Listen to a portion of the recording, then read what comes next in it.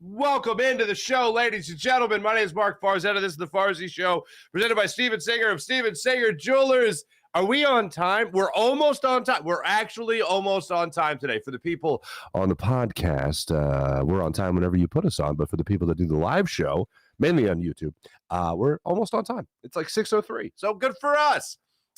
Oh, my goodness, ladies and gentlemen. I believe... yeah, it's now a statement of fact. The Mets suck. Good God, man. Do the Mets suck at baseball? I was watching that inning unfold, and I was thinking, I have seen implosions before. I've seen bullpens blow games before. I've seen, big hits after a couple walks. I've seen walking in runs. And really, the way the Phillies did it in that eighth inning was just roll out the red carpet and tell the Mets, come on down. You be you, baby. And boy, were the Mets in that eighth inning. I was dazzled by how terrible they played that eighth inning. I was amazed by it. And I don't think I've ever been happier that I'm not a Mets fan. That was abysmal. Absolutely 1 billion% abysmal by the New York Metropolitans. Hitting guys with the bases loaded not once, but twice, walking in a run, giving up a hit. Oh, my goodness gracious. And Buck Showalter, after the game, he had no answers. And what can you say? Somebody asked him after the game, what would you have done different? He was like, what do you want me to do? I didn't tell my guys to start plunking guys. I didn't tell my guys to start walking the bases loaded. I didn't tell the guys to give up a single by JT Realmuto in that inning. I didn't tell them to just kind of hand over. I think totally in the series, what was it? About 3 runs in total the Phillies responded in this series, considering the errors that were made in game 1 or the blunders that were made in game 1 of this 3-game series. And then, of course, just everything that unfolded in that eighth inning. Absolutely terrible. And if you're a Phillies fan and you're just sitting back and watching the Mets met yesterday, I hope that you just kept Keith Hernandez in your thoughts and prayers. You just said last year, I can't even watch this Phillies team. It's the toughest games to do because they're just so they're not fundamentally sound. How you feel about watching the Mets, baby? Oh my goodness, that was terrible. Ooh, what a day. Oh, what a beautiful. Here's the thing. I get to laugh. We all get to laugh. We all get to point and laugh at the New York Mets and how everything unfolded for them. And yesterday's ball game, we get to do that, and we get to enjoy every second of it. But at the same time, if you're being a realist about the Phillies, they don't look so hot. And Rob Thompson, after yesterday's game, when he was talking about it, he was talking about how this Phillies team, they took advantage of opportunities. And you know what? You did. That's not wrong. But you didn't really create that many opportunities for yourself. And good baseball teams, they create those opportunities. So that even if they have a low percentage, at least they have a high volume of opportunities. If they have a low percentage of cashing in on those opportunities, you better have as many opportunities as possible. So the law averages, you just come out on top eventually. But man, were they gifted some buttes in this series. And you're looking at it like against that Braves series, right? You're looking at it where you get the middle game rained out. You lost both games that you played against the Braves. You have a huge, huge chance here going into that eighth inning down 6-3. You have a huge chance to only win 1 game at home after taking 6 of 7 on the road. You have a huge chance to only win 1 game in front of your hometown fans after a 6-1 road trip. And I'll be honest, I was going in that eighth inning. I was like, it's going to take a miracle. This isn't looking good. This isn't looking good at all. And then the Mets metted. And boy, did they met. And they met it hard. And the Phillies won the game. So the Phillies actually win a series at home. Phillies actually win 2 games at home. Oh, that makes you feel a little bit better about, or at least before you go on this little brief 3-game series, this road trip in Chicago against the Cubs. Phillies have the off day today. Ranger Suarez will be on the hill for the Phillies tomorrow. But oh my goodness gracious, I can't believe what I saw unfold in that eighth inning? Oh, we'll go through it. We'll go through the whole game. We absolutely will. We'll talk some 76ers basketball because our friend Keith Pompey, oh, did he have the goods over the weekend, baby. First, the Sixers were going to trade Tobias Harris as part of a 3-team deal to the Phoenix Suns that would also move DeAndre Ayton somewhere. Then they didn't. And now Keith Pompey's telling you as of last night that the 76ers will not be trading Tobias Harris. They're still adamant about holding on to the forward. I've been telling you guys throughout this entire process that they're not going to trade Tobias Harris before the season. When the season starts, Tobias Harris will be on the roster. This is a similar to, but not exactly like, the Sixers holding on to Ben Simmons through the offseason and not trading him at the draft, not trading him right before the season, not trading him until they had to trade him, basically, which was at the deadline. So when you look at this type of situation right now, or at least leading up to the season, when you look at this 76ers roster going into the season, I do think that their starting five is going to include Tobias Harris. There is something about Nick Nurse. There's just something about a new head coach in general that makes you want to run it back with a different way to organize the talent you have on your roster. And with the ball movement that you're going to have with Nick Nurse at the helm, and hopefully the ball movement you're going to have with James Harden buying into whatever scheme, whatever offensive philosophy Nick Nurse wants to install, well, then, yeah, I think you're going to see a better version of Tobias Harris. I don't think you're going to see a guy disappear nearly as often in this offense as he did last year and the year before that. I don't think you're going to see that even a little bit.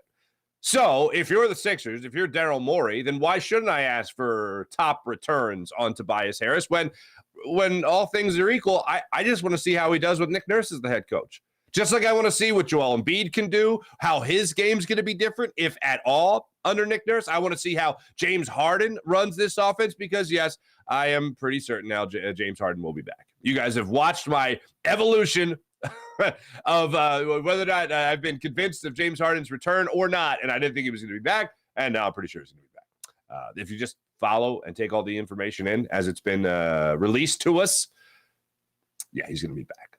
So if I have Harden back, if I have Joel Embiid back, and I know I'm going to have PJ Tucker in that starting five, and I have a new head coach, if I'm Daryl Morey, then I want to see what I got. I want to try to get every drop of production out of what I have already before I start trying to dole out assets that I have in order to get back maybe some picks, a second rounder, 2 second rounders, a late first rounder, maybe a young up and comer. I don't know. But when it comes to Daryl Morey, if I'm him, the reason I went out there and got Nick Nurse is because I feel that he can organize the talent that I have here better than Doc Rivers can. And he can get more out of these guys, especially in clutch moments, like a game 7 of a second round of the playoffs. Something like that. So we'll walk you through that story from Keith Pompey, the 2 stories that he had over the weekend that we'll get to. We'll talk about all that and more on today's show. And also the Flyers tried to make some kind of a trade, but oh my goodness gracious, it's hit a bit of a snag, unfortunately. So we got all that and more on today's Farzy Show. Oh, I see our people in the comments now. I think they're shocked that we actually started on time. That's amazing. Let's talk about this Phillies team. All right, the Mets in this series. The Phillies needed this series. Let's you're not going to take 6 of 7 on the road, then lose both games against the Braves at home, and then lose 2 of 3 to the Mets. The Mets were kind of the last team you played where you looked terrible. Absolutely terrible. Getting swept in that 3-game series a couple of weeks ago in New York, and then you went to Washington. You took 2 or 3 from the Nationals, and ever since then, you've been on a nice little roll, except for when you play the Atlanta Braves. However, you play this Mets team again, you want to show that you could be the better team. I don't think the Phillies really showed anybody that could be the better team in this series, despite winning 2 of the 3 games, because optics matter. And I might be the guy that often bangs the drum of good teams find ways to win. This kind of fell in the Phillies' lap. This definitely fell in the Phillies' lap. The Mets handed the Phillies these victories. Like, I'm going to be real with you, okay? Like, take off the homer hat for a second here. Let's all acknowledge that the Phillies were gifted these wins against the Mets. Now, you could say game 1, they got great pitching, so you know what, the Phillies really did take that. But as far as a series win goes, Oh, silver platter. Mr. Met just coming on down to Broad Street, walking over Patterson, walking into that stadium, and just, here you go, guys. It's right here for the taking. Game 1. Let's not forget Brandon Nimmo coming on in pursuit of a Kyle Schwarber pop-up. It bounces out of its mitt. Phillies end up scoring a couple of runs in that first inning, 2 to be exact. Then let's not forget how the Phillies cashed in a couple of more runs. That was in the first inning. Then let's go to the 6th inning of that game where the Phillies got gifted a couple more runs. This one courtesy of Francisco Lindor. I got it. Don't got it. Falls in between him and Pham in left field. Phillies score another couple of runs in that inning. Next thing you know, they're up 5-1. Gifted runs. Second game of this series, Phillies had nothing. Phillies had nothing. Couldn't do anything there. So let's just gloss past that. The Mets did what they were supposed to do. They won that ball game. And then let's just go into this 8th inning of yesterday's ball game. Phillies go into this inning down 6-3. Bryce Harper leads it off with a walk. One of the things, and you'll hear from Rob Thompson, did they have good at-bats? I guess. But you got 2 guys that were hit by a pitch. So I don't know what you – good at-bats? Okay. Way to not make outs. However, Alec Boehm had something that could have been a very serious threat to the Phillies winning that game yesterday, and we'll get to it right here. So Harper leads off that 8th inning with a walk. JT Realmuto gets the single. You get first and second, nobody out. Bryson Stott walks up. He works the walk. All right, Harper had a good at-bat. Stott had a good at-bat. Realmuto got a hit. You got the bases loaded with nobody out. Mets go to the bullpen. Walker goes out. Brigham comes in. Boehm grounds into what should have been a run-scoring double play. So you would have had runner on third with 2 outs in this situation if you ground into this double play. But the Mets, this is where they really start to Met. More so than just issuing a couple of walks and giving up a hit in the inning. This was an opportunity for them to get 2 outs in the inning, and they failed. Alec Boehm grounds into the fielder's choice. Beatty gets the throwing error, pulls McNeil off the bag. Harper scores. Everybody's safe. Bases still loaded. Nobody out. Phillies get their first run of the inning on that play right there. Brandon Marsh then just steps up to the plate, and he walks. Realmuto scores. It's a 6-5 ball game. Bases loaded. Nobody out still. Cody Clemens goes down on 3 pitches. So there's an out right there, the first out of the inning. Then Kyle Schwarber gets hit by the pitch. Turner gets hit by a pitch. Stott scores, then Boehm scores, then Castellanos strikes out, and they fully bat around the order. Bryce Harper ends up flying out to center field. 7-6. You started that inning 6-3. You get out of that inning 7-6 because the Mets put it on a silver platter. I was amazed. I mean, we talk about quicksand in sports a lot, about how the more you struggle, the more you sink. And that's certainly what it looked like to be for the Mets. It was an absolute implosion in that 8th inning. I made the point yesterday on the Jacob Media postgame show that when you watch this Phillies team and you watch this Phillies game yesterday, you're not going to remember in September how this game was won, right? I mean, we'll go back to it, sure, at some point. But all that really matters is that you stack the wins. And I know I always say that good teams find ways to win. By September, it's not how, it's how many. It's not how you won games, it's how many games you won. And if the Phillies keep stacking wins, then they will be playing those meaningful games in September, and they won't be forgotten about by the time the Eagles take their first snap of the regular season. So let's hope that the Phillies just keep on winning, no matter how ridiculous it might look. Just get to the tournament, as every coach likes to say, or manager likes to say now. That's all that really matters. Rob Thompson, after the game, was talking about how it all looked. And by the way, the way the question was phrased is actually brilliant. Because the way you ask the question in the press conference afterwards could have a huge meaning on, or huge effect on the answer you get. And really, the question was, how lucky are you guys? But the way the question was phrased was, how fortunate, that was the terminology. How fortunate do you feel after an 8th inning like that? Here's Rob Thompson. Yeah, I mean, it didn't look good. But I thought we had some really good at-bats in the 8th inning, and they, we got fortunate too, again. But they, our guys kept grinding and got it done. That's all you really need is just keep grinding. Hey, look, Harper grinds out that at bat, gets a walk. Stott gets the walk. Realmuto gets the single in between them. That's good. That's the way to start things off. But when you start hitting guys or walking guys with the bases loaded, those are gifts. Like, unless you're Chase Utley and you're really looking to get plunked, if you're really looking to pull a Roger Dorn and lean into one, oh, God. If you're really looking to lean into one, well, then, yeah, you say it's a good bet. But when you guys are just standing there at the plate and Brigham can't control what he's got, Walker can't control what he's got, nobody can control what they got, well, then you're just going to take advantage of those situations. This is Rob Thompson also after the game when he was asked about issues that the Mets had throughout this series, whether it was the first inning of game one, whether it was the sixth inning of game one, or it was the eighth inning of game three. Here's Rob Thompson on taking advantage of the opportunities. Yeah, well, you got to take advantage of it, and I think we did. We had some miscues too, so which we have to clean up. But yeah, you just got to take advantage of the situation. There you go. I don't like to say what the clip is saying each time, so that was my mistake, but whatever. Look, they're just going to ask how many in September, and that's it, and that's all that's going to matter. But right now, in this moment of reacting to it, the day after it went down, my biggest takeaway from it was the Phillies got lucky as hell. The Phillies got lucky as hell that the Mets are a team that seems to be very much imploding right now. I mean, we were just talking about when the Phillies and the Braves had won 13 of 15, and the Marlins were on a run too, and the Mets had only won, 4 out of their 16 games? They were on the struggle bus. The Phillies went high north, very much north after that series against the Mets, and the Mets went way south. Phillies winning these 2 games. Bottom line is they won the 2 games. Now you got to go face a team in Chicago that is playing some good baseball right now. They're just coming back from jolly old London, and they're going to be looking, to stay hot for their sake.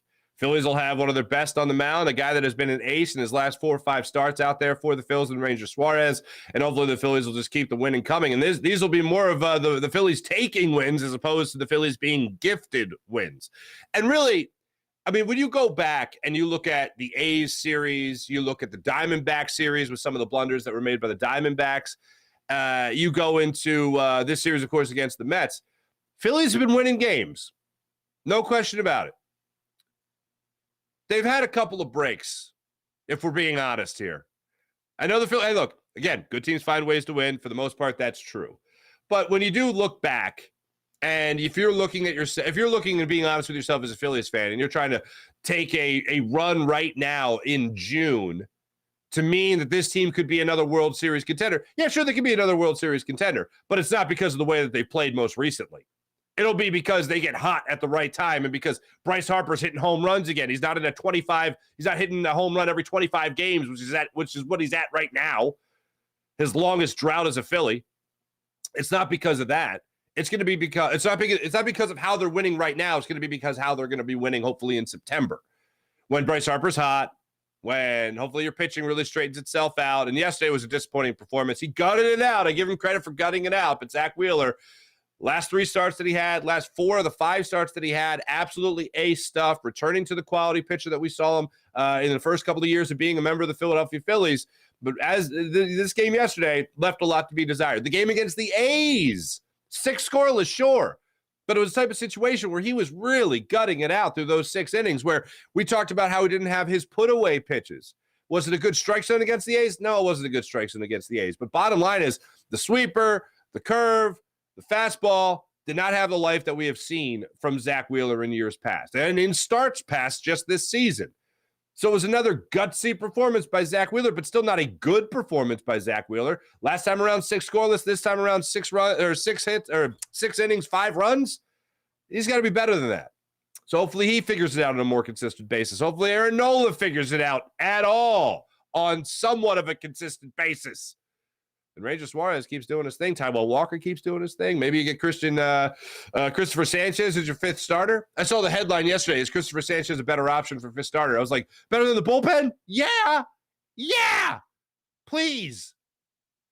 And I didn't think I'd be saying that.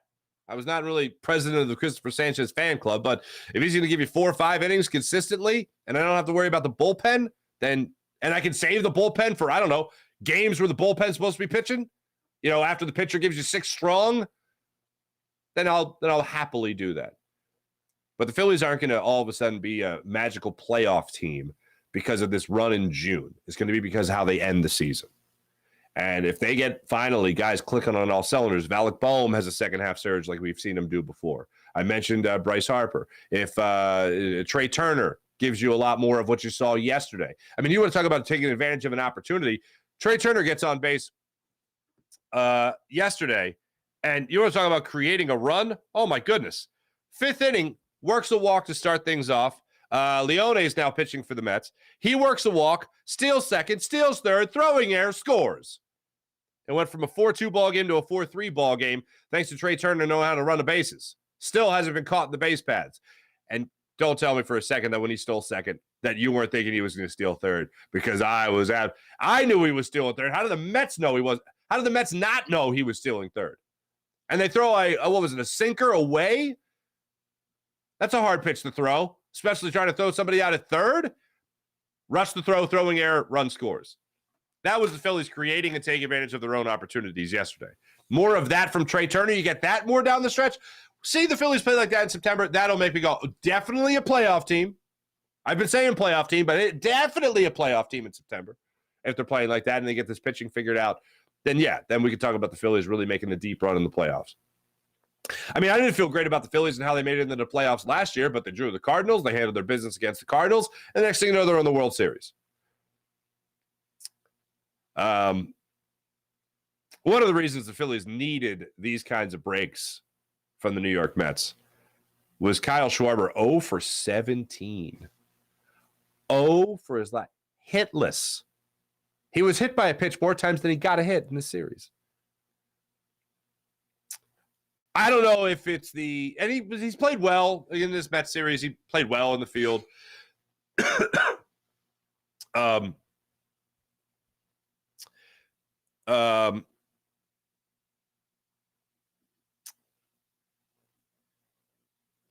He got his act together a little bit in left field since that Brave series especially.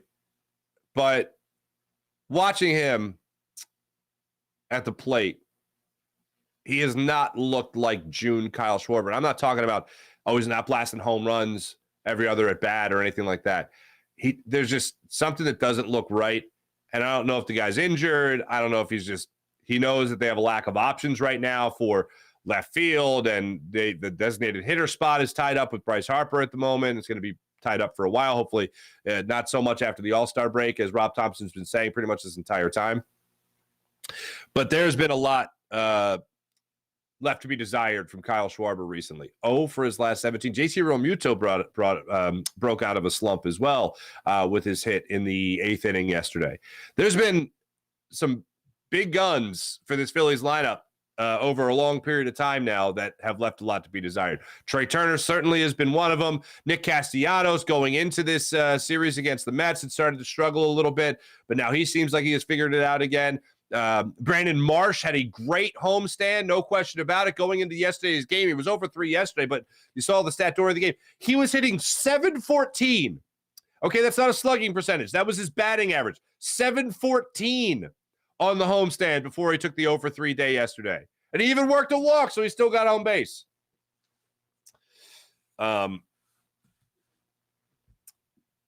Better brand of baseball is something I've been saying all year long about guys like Trey Turner, Alec Boehm. Hopefully he's figured it out as well. Tried to stretch a single into a double yesterday. I don't even fault him for it. It was that close a play.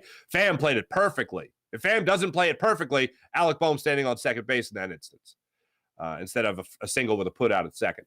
But I still think that this Phillies team can play better than what we have seen. And I think a lot of it goes to two things. A very consistent JT Realmuto. You need JT Realmuto to be consistent. And then you need Bryce Harper to get back to MVP form. And I think he's capable of getting back to MVP form.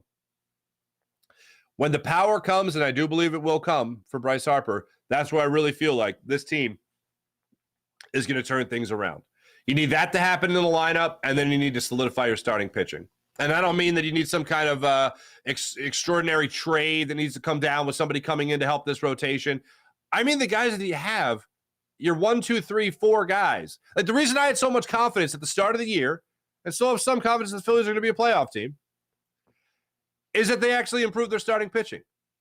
by getting Taijuan Walker to pitch after Ranger Suarez. You're going to have Zach Wheeler and Aaron Nola as your 1-2 punch, and those guys as your 3 and 4.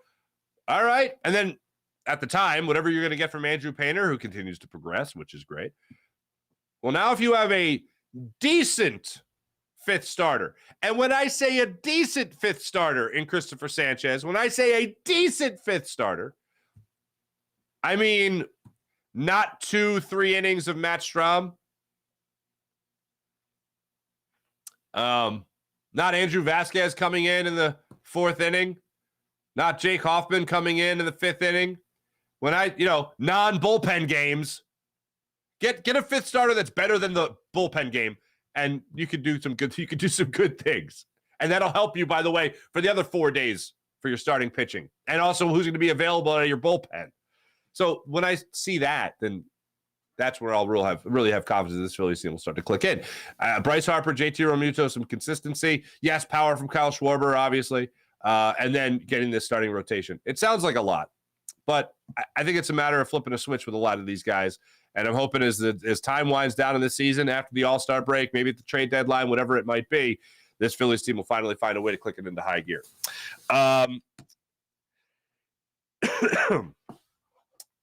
Keith Pompey was a guest of our show last week. And he had some interesting things to say about the NBA draft, going into the NBA draft. And Keith Pompey didn't stop over the weekend. Puts this out on Saturday. The Suns want the Sixers to facilitate a 3-team deal that would land Tobias Harris in Phoenix. This is per league source. A third team would take Sun center DeAndre Ayton and send assets to Philadelphia. My eyebrows were raised because this goes against, I think, conventional wisdom. This is a salary dump, essentially. The Sixers aren't getting DeAndre Ayton. Okay, so let's just make that clear. Okay, he's going to a different team, or at least he would in this fictional trade. And the Phillies or the Sixers would get assets. All right, so not necessarily someone to help you win now. The Sixers are in win now mode. I don't think they're just going to dump Tobias Harris for the sake of dumping salary. I don't think that's happening. So then Keith Pompey puts this out yesterday. Suns end Tobias Harris pursuit as Sixers remain adamant about keeping the quote-unquote star forward. So it was all much to do about nothing for Tobias Harris. But I bring it up today, even though it's been dispelled already, simply because people really seem to be ready to drive Tobias Harris to the airport. And I understand why. All right, I get it. He's underwhelmed drastically, especially with the contract that he has. But I'm not just going to hand him over to anybody else. I'm not just going to give up and surrender to whatever you could get in return for him. I still think Tobias Harris could still be a very good piece to this Sixers puzzle. And it all falls on the shoulder of Nick Nurse. And the reason the Sixers are asking for what appears to be a king's ransom, and I've made the comparison before and said it earlier today, as a matter of fact, that when you talk about the Ben Simmons trade, you were talking about how at the NBA draft, the Sixers were asking for like a total of 5 picks, 5 first-rounders from the Spurs, allegedly, as it was reported for Ben Simmons. So they're asking for the king's ransom with Tobias Harris. Now, they're not asking for 5 first-round picks from anybody, but they're asking for the Tobias Harris equivalent of that, which is maybe 3 first-round picks. Anyway, it's still ridiculous. It's too much. Because if you're the Sixers, the better gain here, look, you're going to be alleviated of his number anyway at the end of the year. Why not see if he plays well for Nick Nurse in the first month or 2 of the season, then his trade value goes up a little higher. And if he plays even better by the deadline, then that his trade value is going to be even higher, and you'll do more than just alleviate yourself some cap space for some assets, like it's reported right there. You'll actually have yourself either a really good player in your starting lineup again, in Tobias Harris, a guy that you thought you were signing, the third member of the big 3, if you will, or you're getting a guy that has upped his trade value a little bit. So why not ask for the King's ransom now? It's a win-win for the Sixers. At the end of the year, you're not going to have his money anyway. So why should I just unload him now for the sake of unloading him? But for cap space? Who are you going out and getting? You're not going out and getting anybody. It's not a very impressive free agent class, as we have covered many times over. So that's where I'm at with Tobias Harris. That's where I've been on Tobias Harris. The fact that other teams are knocking on the door, hey, that's a good sign. If Nick Nurse could turn him into a 22 per game type of guy again, if he could turn him into a 8 rebound per game kind of guy, if he could, if you see his defense, his defensive rating take off again, then you can get even more back for him. So what's the positive on sell low? I don't want to see the Sixers just unload Tobias Harris for the sake of unloading Tobias Harris. I'd rather see what Nick Nurse does with him. I'd rather see what Nick Nurse does with him defensively. And, of course, I'd rather see what Nick Nurse can do with him offensively in the type of movement, scheme, motion, to use that term, that you're going to see in a Nick Nurse offense here in Philadelphia. And if you're going to see more backdoor cuts and not just Tobias Harris standing out there hiding in the corner, but actually cutting to the basket down the baseline where he gets a dish from Joel Embiid at the elbow, kind of like that player that we just saw play and win a championship in Denver. Well, then, yeah, I kind of want to see that because I think Tobias Harris can be that guy. Tobias Harris already loves slashing to the basket. He could shoot the three a little bit, get a little bit more from him from Nick Nurse in that offense, and I think the Sixers will be wise to have held on to him for as long as they did. Yes, I agree. He's left a lot to be desired. Yes, I agree. He has not lived up to the contract. Yes, he's only here because the Sixers didn't re-sign Jimmy Butler. And they gave up a lot that season. Elton Brand gave up a lot that season for Jimmy Butler and Tobias Harris. And you knew you weren't going to bring Butler back, so, I don't want to lose everything, so you overpay for Tobias Harris. We're all aware of the history. But just because of the history, it doesn't mean that I just want to unload him for nothing. That's the point I'm at right now. Let me tell you about Steven Singer of Steven Singer Jewelers, the other corner of 8th and Walnut, right there on Jewelers Row. For over 40 years, Steven's been in the love business in Philadelphia, helping people get engaged and fall in love. Ladies and gentlemen, when it comes to the perfect price, trust the man, Steven Singer, who offers the perfect price. Steven Singer Jewelers, one place, one price, the perfect price.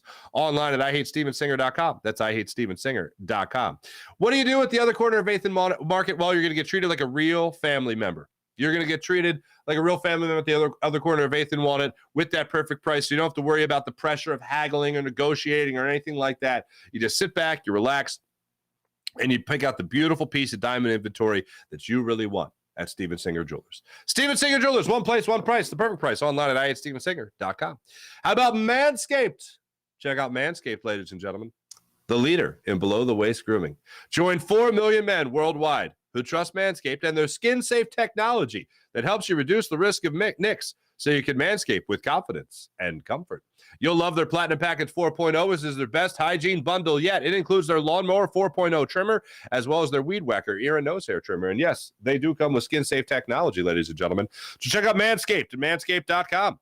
How about Freestone Farm CBD at freestonefarmcbd.com? You'll love their tropical tasting Bayox that clocks in at a chart-topping 24.1%, and Super CBD, which is half Hindu, Kush, and 21%. Genetics of these guys are off the charts. So try Freestone Farm CBD at freestonefarmcbd.com. How about PHL Sports Station, Philadelphia Sports Station, enhancing your Philadelphia sports fan experience across all social media and blogs? That's phlsportstation.com. Before I get to the chat check, there's one more thing I wanted to throw in here. I meant to put it in my my notes, but I didn't because I'm an idiot. Another friend of the show, Marcus Hayes. Marcus stepped in a little hot water. He was on with her friends over there here on Jacob Media, for the people watching on Jacob Media. And he used the term insecure while describing Jalen Hurts' work ethic. And this picked up a lot of headlines over the weekend. This picked up a lot of clicks over the weekend. And people, I know, and even when I have Marcus on, I joke. And Marcus is a friend of mine. I joke about, you know him, you love him, because I know a lot of people just he really grinds their gears. Okay. Well, he used the word that, he said that Jalen Hurts is the most insecure athlete in Philadelphia, and he uses his insecurity to fuel his play. And people lost their minds over saying that Jalen Hurts is insecure.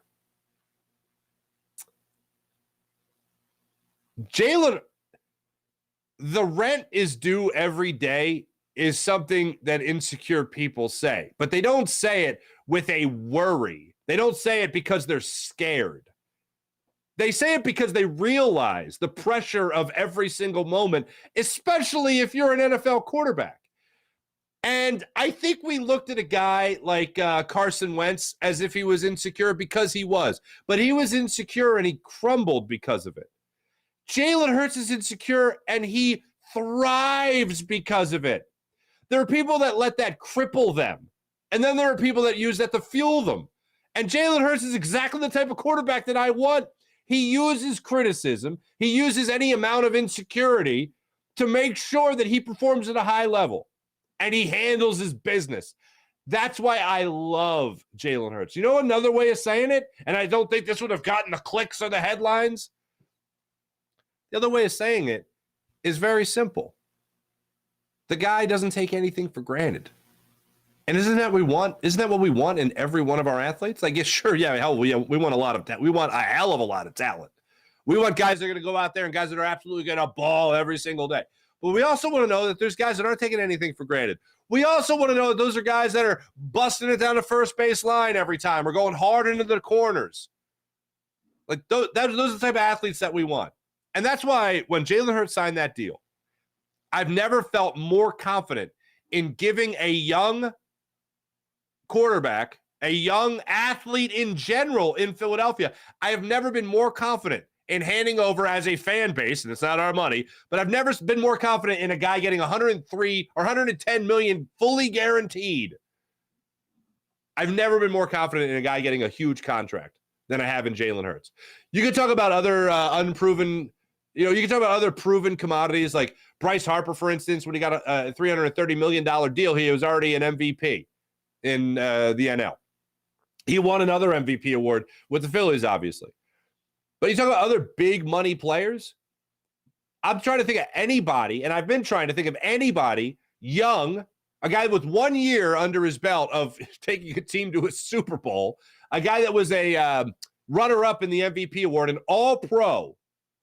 I mean, look, there's been doubters already coming out of the woodwork. There's been doubters the whole time. But in terms of the national media, I think it was Nick Wright that put out the story or the opinion that, are you guys fully convinced that Jalen Hurts is really the guy? Is he really, that he's an elite quarterback, that he's a great quarterback? The only way to really prove it is to do it again and again and again and again. It's the only way to really prove it. But without the experience, without the resume of Jalen Hurts, there's no way to prove it. All you can talk about is your confidence level. And I am wildly confident that Jalen Hurts was last year and will continue to be in the future an elite quarterback.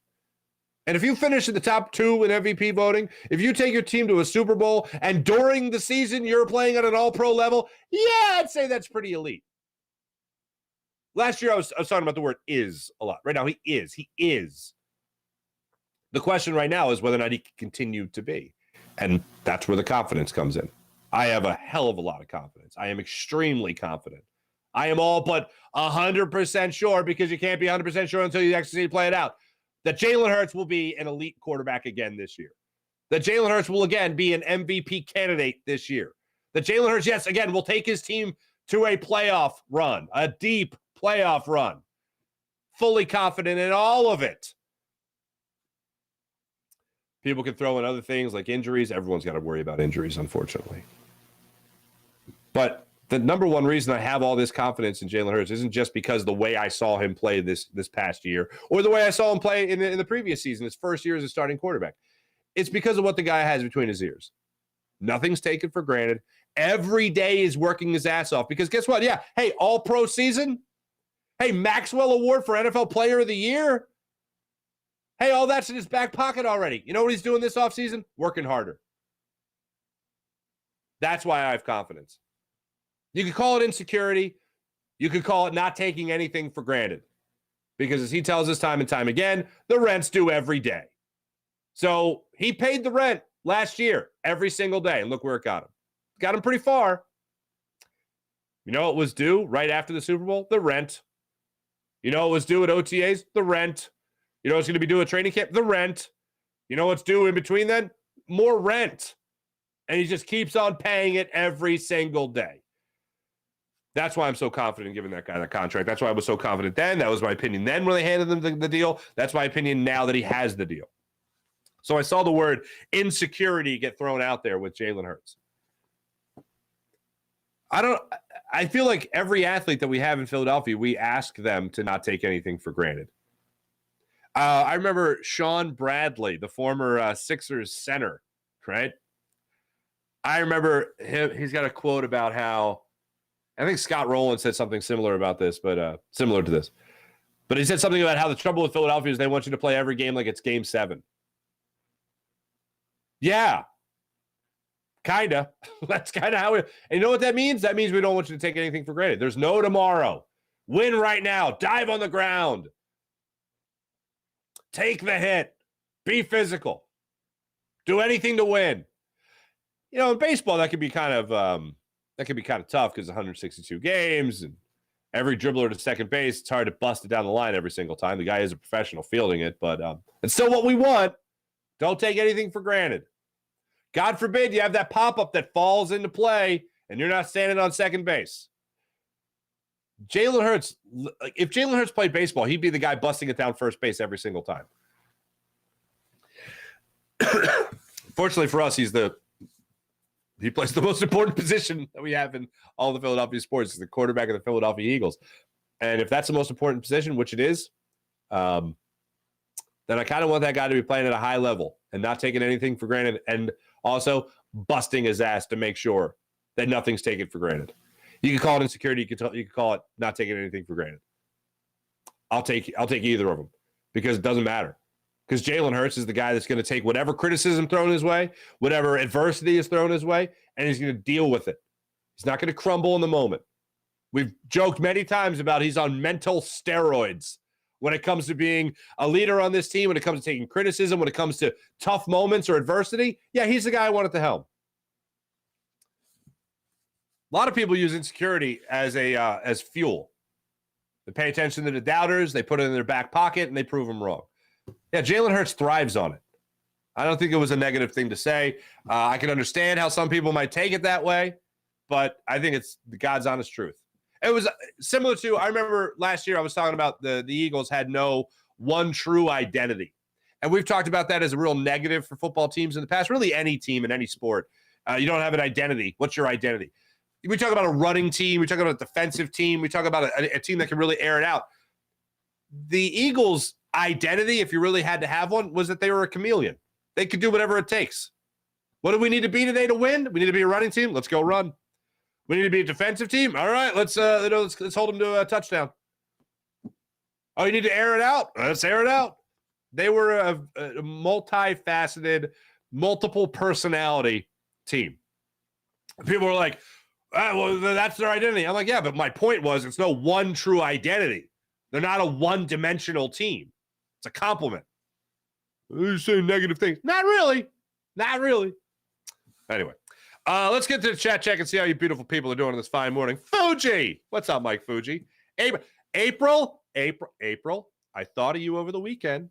That fish story? It's kind of funny. The Marlin story, okay, where the $3.5 million could have been awarded to a team that caught the thing, right? The Marlin, right? One of my favorite shows, because I'm not a hunter, okay? But one of my favorite shows is a show called Meat Eater. Now, I know Carson Wentz, speaking of former quarterbacks, I know Carson Wentz was just in the news because he shot a bear in Alaska. Here's my thing. I don't like people just going out and killing for sport. I don't like it. If people are going and getting meat and they're eating meat and they're feeding their family, or sometimes people will donate that. I know the one guy that I really like, Steve Ranella, who has the show Meat Eater.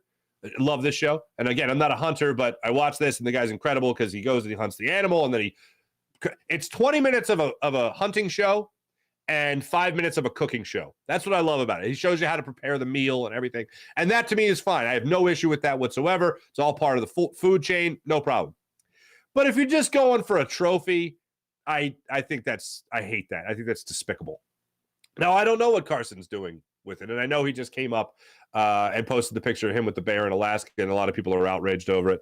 But I only bring it up because the story that April sent me about this marlin that would have won $3.5 million for the angling team that caught the marlin in Carolina. The show Meat Eater picked up the story, and that's a huge deal. If they're picking up the story, I don't think they argued either way, but they just wanted the story about why it cost these people $3.5 million. In case you didn't see it, they caught this big marlin. It would have won the trophy. It would have won the $3.5 million, but they said because the fish had been mutilated and it looked like a little nibble was taken out by a shark, they didn't count it and it was disqualified. When, April, as you told me, in a previous year, another fish had been caught and was mutilated, but they counted it. So the precedent had been set, whatever rules, and they decided not to catch it. But anyway, April, I was thinking of you over the weekend because that show, Meat Eater, picked up the story about the marlin being caught and how those people got screwed. $3.5 million. Sean Kilrain, good morning. Sean Kilrain. Morey is delusional with those trades. Stop smoking. I don't think he's being delusional. I think he's being definitive. He's saying, oh, you want Tobias Harris? Well, I don't want to trade Tobias Harris, so give me everything. I'm sorry, what? I want everything. You're not going to get everything. Oh, I know. I don't want to trade him. It behooves the Sixers to run it back with Nick Nurse as their head coach. In every asset, in every sense, it's better for them to do it. You're going to free up money to sign who? There's no game changer out there. If you're telling me Steph Curry wants to be a free agent or is going to be a free agent, if you're telling me Giannis is going to be a free agent, oh yeah, dump as much money as possible and then throw a bunch of money at him. But what are you going to do for Fred VanVleet? And I like Fred VanVleet, but I'd rather have Tobias Harris. Especially operating under the assumption that James Harden is back and all signs are pointing to, I think it was Mark Stein's the latest. Yeah, all signs are pointing to James Harden coming back to Philadelphia. Sean Kilrain also saying, gotta love Kimbrel tagging Polar Bear. By the way, Polar Bear, Pete Alonso was on the show Meat Eater. He was on the show Meat Eater. He got himself a mule deer. He broke down crying. He was crying about it. He said his grandpa would be really happy. I'm really proud of him. But yeah, he was on Meat Eater. So if you want to see Pete Alonso crying, it's on Meat Eater. It's on tape. And then they have a mule deer burger that looked fantastic. Holy pots and pans. What do you think of Craig Kimbrel tagging Polar Bear? That was definitely retaliation for Schwarber and Turner. The thought crossed my mind. I'm 60-40 on it. I'm 60% that he did not do it on purpose, 40% that he did do it on purpose. And it's mainly because it was a one-run ball game. You're not going to tag him in a one-run ball game. That's the only reason. I didn't think he did it on purpose. Sean Gillespie, what's up, Sean Gillespie? Mia Sanchez, finally, Phillies beat the Mets in the series. Trey and T squared finally going all in. Oh, Trey or T squared. Man, watching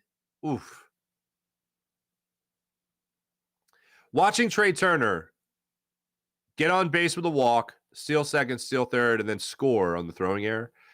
I mean, that's what I was talking to you guys about 2 weeks ago when I talked about how he had started off June really well, getting the on-base percentage up there to about 350. The batting average still wasn't there, but it was good. I think he was batting 280 at the time, 290 the last time we talked about it with a 350 on-base percentage. And I'm just like, if you just get his on-base percentage, and it's a lot more plausible to think of his on-base percentage staying around that 350 mark than it is for his batting average to, let's say, stay around 300.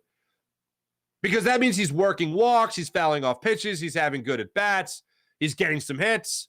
It's a lot more plausible to see that on-base percentage stay high and him get on first, steal second, steal third, steal home. Or get home on the throwing error, whatever you want to call it. But he could be a menace on the base paths. How many runs that's going to create, how many opportunities that's going to create for the Phillies, That's really what could turn things around for them, is seeing that consistently. So I hope that happens sooner rather than later. The consistency for Trey Turner. Thank you, Mihai Sanchez. Hey, what's up? Hey, Patrick Mahomes took his team to the Super Bowl in his first year as a starting quarterback and won the MVP. Patrick Mahomes is great. I like Patrick Mahomes a lot. April, Jalen will do amazing things this year. People are just getting clicks and dumb opinions. Sean Kilrain, Hurts' ceiling is high. He can only go up from here. He's a winner and has the winner's mentality. He wants the chip. He wants to prove the naysayer is wrong. Haters gonna hate. Yeah, I agree. I agree with all that. Jay Owen, all day, every day. What's up, Jay? April, yeah, they have lawyered up. Can't say I blame them. That's a lot of money. They did lawyer up. Okay, good for them. Phillies need way more Jay Owen at the bank. Oh, Jay Owen, you were at the game bringing them luck? You know what I saw? Somebody tweeted me a picture of them wearing rally caps in that 8th inning, and they just said, "You're welcome." I love the rally cap. Absolutely love the rally cap. Appreciate you guys. You guys are awesome as per usual. Flyers working on a trade. Oh, let's get to the morning rush brought to you by Sky Motorcars, skymotorcars.com. Flyers right now working on a trade for Kevin Hayes. Apparently that's hit a snag because somebody doesn't want to come to Philadelphia, unfortunately. So we'll continue to monitor that. Phillies are trying to work out this trade. It includes Kevin Hayes, Tony DeAngelo, Travis Sanheim as well, possibly going back to Carolina. All sorts of things are in the works right now. And the basically Danny Briere, whoo, baby. Danny Briere is really trying to wheel and deal right now for the Flyers. Where it's being held up right now is Torrey Krug does not want to waive his no trade clause, at least not yet. And that's holding up a trade right now when it comes to the Blues and the Flyers and where they could be on this at this moment. So interesting thing right now going out there with the Flyers. Interesting thing going on with the Blues. Interesting thing going on with the Blues. Yeah, there you go. So we'll monitor that situation as of right now.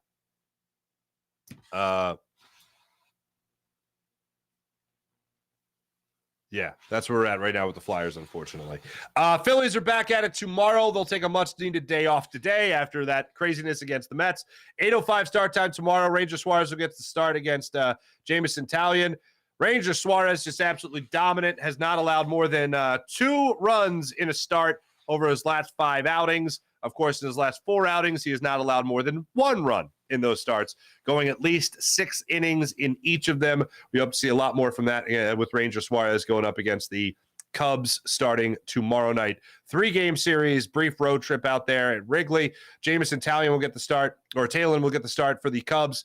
He is 2-5 on the season with a 6.71 ERA. As I mentioned, the Cubs coming back from jolly old where they split with the St. Louis Cardinals. But the Cubs have lost just 2 games in their last 2 weeks of play. So they're getting some things done. 37-39, but that record is deceptive with how they have played most recently. That's the Farzy Show, everybody. Thanks for watching. Thanks for listening. You guys are great. Make sure you hit like, subscribe, all that fun stuff. James Hyden produced the program. Jim Hyden produced the program. PJ did a phenomenal job as per usual. Have a great rest of your day, everybody. Be back with you guys tomorrow. See ya.